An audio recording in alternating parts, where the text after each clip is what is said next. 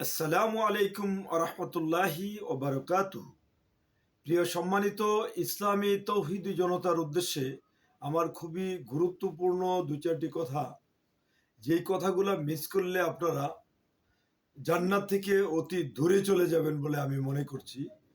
একজন মুসলমান হিসাবে আমার ইমানি দায়িত্ব এই খবরটা প্রত্যেক মুসলমানের কাছে পৌঁছে দেওয়া। আমি মনে করব আমার এই ভিডিওটা যারা দেখবেন, দেখার সাথে সাথে এটাকে শেয়ার, লাইক, কমেন্ট দিয়ে সারা পৃথিবীতে এই খবরটা ছড়িয়ে দিবেন। এতে করে প্রত্যেক মুসলমান উপকৃত হবে। বন্ধুরা, চলেন এখন আমরা আসল কথায় আসি। আসল কথা হচ্ছে, হযরত মুহাম্মদুর রাসূলুল্লাহ সাল্লাল্লাহু আলাইহি সাল্লাম বলেছেন, কিয়ামতের দিন আল্লাহ রাব্বুল আলামিন হযরত আদম আসসালাতু আসসালামকে ডেকে বলবেন, হে আদম, তোমার কওমদের মধ্য থেকে, তোমার সন্তানদের মধ্য থেকে তুমি জাহান্নামীদেরকে আলাদা করো। হযরত আদম সফিউল্লাহ বলবে, হে বারালাহি, ইয়া রাব্বুল আলামিন, আমি কিভাবে কতজনকে আলাদা করব? আল্লাহ রাব্বুল আলামিন বলবেন যে প্রতি 1000-এ 999 জনকে জাহান্নামের জন্য আলাদা করো। নাউযুবিল্লাহ।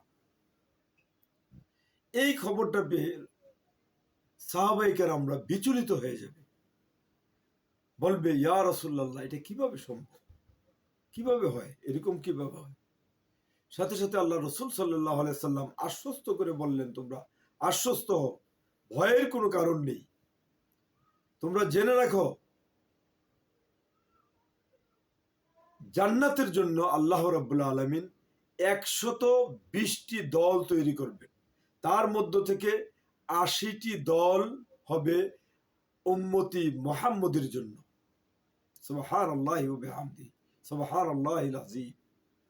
কত বড় নিয়ামত আমাদের জন্য। আল্লাহর রসুল, এই হাদিসটা কিন্তু এসেছে বুখারী শরীফে পরপর 4 জায়গায় 4 বার এসেছে এই হাদিসটি। আর যদি রেফারেন্স হিসেবে বলি, এটা বলবো আমি হযরত মাওলানা আবু তো আদনান থেকে এই হাদিসটি প্রকাশিত হয়। আমি তখন এই হাদিসটি পাওয়ার সাথে সাথে আমি মনে করলাম যে এটা একটা ইমানি দায়িত্ব আমার উপর, যে এই জিনিসটা প্রচার করা দরকার। তারপরে আরেকটা গুরুত্বপূর্ণ কথা হচ্ছে, সবচেয়ে গুরুত্বপূর্ণ, আল্লাহ রসুল বলেছেন, যদি কোনো ব্যক্তি আল্লাহর সাথে শরিক না করে, শিরক না করে যদি এন্তেকাল করেন, আল্লাহ পাক তাকে মাফ করে দিবে।